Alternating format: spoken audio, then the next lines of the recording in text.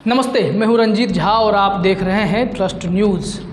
बिहार में अपराध किस कदर बढ़ रहा है यह लगातार लोग देख रहे हैं। समय समय पर एनसीआरबी, एससीआरबी, पुलिस मुख्यालय इन सब के जो है डेटा जारी होते रहते हैं। उस डेटा के अनुसार लोग विश्लेषण करते हैं कि स्थिति क्या है।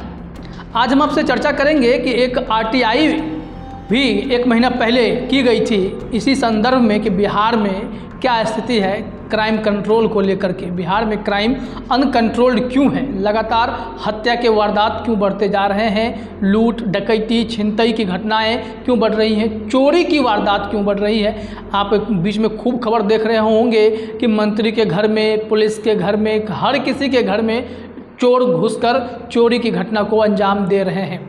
आखिर कारण क्या है और पुलिस इन सब मामलों में कितना उद्भेदन कर पाती है, आरटीआई में क्या है वो भी हम आपसे बताएंगे। और आज अखबार में भी एक खबर छपी है कि 27 घरों में लगभग 2.5 करोड़ की चोरी हुई थी और पुलिस ने सिर्फ 110 ग्राम सोना जब्त कर केस की जांच बंद कर दी है। इसी शीर्षक से यह खबर चली है। उसमें कई ऐसे 18 घरों को 18 कांड का खुलासा किया गया था जिसमें कि यह बताया गया कि ये चोर जो हैं कि 10 गिरफ्तार किए गए कि यही सब चोर थे जो चोरी करते थे। और 110 ग्राम सोना जो बरामद हुआ उसमें जिन लोगों को शिनाख्त करने के लिए लोगों को बुलाया गया उन लोगों ने कहा कि यह हमारा गोल्ड तो है ही नहीं, ये हमारी ज्वेलरी नहीं है। और इस पर भी सवाल उठने लगे कि जांच में क्या पुलिस चोरी करती है, या फिर एक चीज़ तो अभी आप और देख रहे होंगे कि किस हिसाब से बिहार पुलिस बल में पुलिसकर्मियों की संख्या कम है। इसको लेकर के केस जो है 1 लाख से ऊपर केस ऐसे पेंडिंग पड़े हुए रहते हैं जिस पर जल्दी से जल्दी इसका अनुसंधान हो, मामला आगे बढ़े। इसको लेकर के अब रिटायर्ड पुलिसकर्मियों को दोबारा फिर से नौकरी पर रखा जाएगा और वो काम करेंगे और उस मामले को तेज़ी से आगे निपटाएंगे, ये ऐसी कोशिश हो रही है। लेकिन यहाँ पर जो पूरा डेटा आया और सबसे बड़ी बात यह है कि पुलिस ने जो भी उद्भेदन किया, ये लिखा हुआ है बहुत ही कि चोरों को पकड़े जाने का दावा करने के बाद भी राजधानी में चोरी की घटनाएं कम नहीं हो रही हैं। और एक साथ चोरी के 18 मामलों का जो उद्भेदन हुआ 2020, 2021, 2022 से जुड़ा हुआ मामला था। और इसमें जो भी लोग पकड़े गए और जिन लोगों के केस से जुड़े ये चोर थे उन लोगों ने कहा कि क्या चोर पकड़ा गया है और हमें जानकारी नहीं है। ये बहुत आश्चर्य की बात है कि पुलिस किस हिसाब से जांच कर रही है और किस हिसाब से चोरों को पकड़ रही है कि यहाँ पर यह सवाल उठने लगता है कि जिनके घर में चोरी हुआ जो पीड़ित थे उन्हें ही नहीं पता कि वाकई में चोर पकड़ा गया क्या। इसके साथ ही साथ आप देखते होंगे जब आपका मोबाइल चोरी होता है, बाइक चोरी हो जाती है तो इसके जुड़ी चीज़ें मिलती नहीं हैं। अब लगातार पुलिस थानों के चक्कर लगाते रह जाते हैं। बाद में पुलिस कह देती है कि सत्य सूत्रहीन एक मामला होता है जिसको अंग्रेजी में कहा जाता है 40 फाइनल रिपोर्ट ट्रू। मतलब यह है घटना तो सत्य है लेकिन इसमें कोई साक्ष्य सबूत नहीं मिल पा रहा है, सूत्रहीन है मामला। तो इसके चलते ऐसे कहा जाता है कि आईपीसी धारा 379 के तहत चोरी के मामले दर्ज किए जाते हैं। 95% मामले में सबूत नहीं मिलते हैं। तो ऐसे में यह सारे चीज़ों को अगर देखेंगे तो एक डेटा और भी है कि हर साल पटना में 62 करोड़ की बाइक चोरी हो जाती है। ये सारे रिपोर्ट हैरान करने वाले हैं। और बीते 4 महीने में बताया जा रहा है कि 1785 चोरी के वारदात सिर्फ पटना में पाए गए हैं। तो वारदात तो लगातार बढ़ रहे हैं।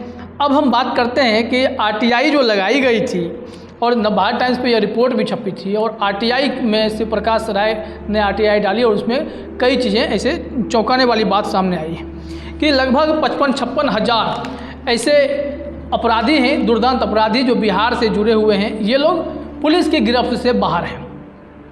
तो फिर क्राइम कंट्रोल कैसे होगा, कितने केस पेंडिंग रहते हैं, जैसे कि थानों में मामला दर्ज होते हैं उस पर कितने पे वारंट जारी हो रहा है, कितनों की कुर्की हो रही है और कितने चीज़ें पेंडिंग हैं। 2018 का एक आंकड़ा है उसमें यह बताया गया कि 82,541 कुल पेंडिंग मामले हैं और इसमें वारंट के 72,164 हैं और कुर्की के 10,377 हैं। 2019 में यह बढ़ गया था पेंडिंग मामला, वो 1,02,008 के आसपास पहुंच गया और जो वारंट के मामले 90,239 पे पहुंच गए, कुर्की के 11,789।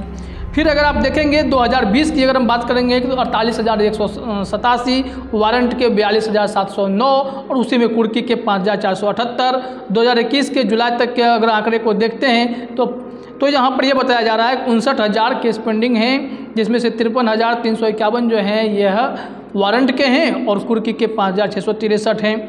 ये पूरा मामला है। अब देखिए यहाँ से हम आते हैं आरटीआई में दरअसल क्या क्या बताया गया है।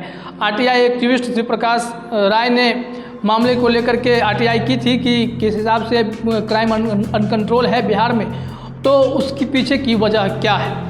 उसमें यह बताया गया कि कुल 56,000 अपराधी जो हैं, अगर इसको एग्जैक्ट आंकड़ा देखें तो 55,689 ऐसे अपराधी हैं जो पुलिस की गिरफ्त से दूर हैं, पुलिस इन्हें पकड़ नहीं पा रही है। अगर एरिया वाइज देखते हैं तो बक्सर में 5,388 ऐसे गुंडा अपराधी हैं जो पुलिस की गिरफ्त से बाहर हैं, आरा के 5,040 हैं, बांका के 4,036 हैं, पटना का 3,678 है। वहीं अगर रेंज वाइज देखते हैं तो शाहाबाद रेंज में 11,991, अपराधी तिरहुत के रेंज में 15,899, केंद्रीय रेंज पटना में 5,052, मगध रेंज में 3,714 और पूर्णिया रेंज में 5,755। तो इस हिसाब से ये पूरे दुर्दांत अपराधियों के संख्या के बारे में बताया गया है कि कैसे ये लोग फरार हैं। अगर ये लोग फरार रहेंगे तो अपराध को अंजाम देंगे ही, जैसे कि लूट, हत्या, बलात्कार की घटनाएं, ये तमाम चीज़ें जो बढ़ रही हैं। इसके पीछे की वजह यह भी है कि एक तो पुलिस में भी मानव संसाधन की कमी यानी स्टाफ की बहुत कमी है, और यहाँ पर देखा यह जा रहा है कि अपराधी तांडव तो मचा रहे हैं, लेकिन पुलिस उस हिसाब से एक्टिव होकर लोगों को पकड़ने में अपना समय नहीं खपा रही है, मेहनत नहीं किया जा रहा है। और तमाम आंकड़े आते रहते हैं। ये दिखाया गया था कि एक जो पुलिस मुख्यालय की रिपोर्ट आई 2021-2022 की तुलना की गई, 2022 में 6.1% जो है क्राइम का ग्राफ बढ़ गया। इसमें से स्टार्टिंग 3 मंथ अगर देखा जाए 2021 में तो 640 मर्डर हुए थे और 679 मर्डर 2022 में हो गए। वहीं 69 डकैती के मामले, लूट के 317, बलात्कार, इसी तरह करके घटनाओं की डकैती और लूट के माफ़ कीजिएगा ये 69 मामले थे और 317 बलात्कार के और 1385 मामले जो हैं इस तरह से सारे दिखाए गए हैं कि किस हिसाब से ये पूरी संख्या है, आंकड़े हैं जो लोगों को परेशान कर सकते हैं। तो आरटीआई से इस बात का तो खुलासा हो ही रहा है कि अपराधियों को पकड़ने में लोग जो हैं, पुलिसकर्मी जो हैं काफ़ी पीछे हैं। कई लोग गिरफ्त से बाहर हैं और ये कंट्रोल में आते भी नहीं हैं। 2020 का एक आंकड़ा दिखाया गया था जिसमें बताया गया कि 1274 मर्डर हुए थे। इस हिसाब से पूरे आंकड़े को अब गुणागणित करते हैं तो चीज़ें आपको स्पष्ट हो जाएंगी कि जो अखबार में खबर छपी कि 27 घरों में लगभग 2.38 करोड़ की चोरी हुई थी, वहीं अगर 4 महीने के आंकड़ों को देखें तो 206 घरों में चोरी हुई और यहाँ भी करोड़ों की चोरी हुई है। एक ही फ्लैट में कई ऐसी चोरी के वारदात सामने आए हैं। ये पटना की अगर बात करते हैं तो बिहार में अगर देखेंगे तो इसकी संख्या बहुत अधिक होगी और इन तमाम चीज़ों पर कंट्रोल करने के लिए पुलिस के पास पुलिस बल नहीं है, बहाली की रफ्तार धीमी है, जो भी बहालियाँ निकलती है उसमें धांधली की खबर सामने आ जाती है।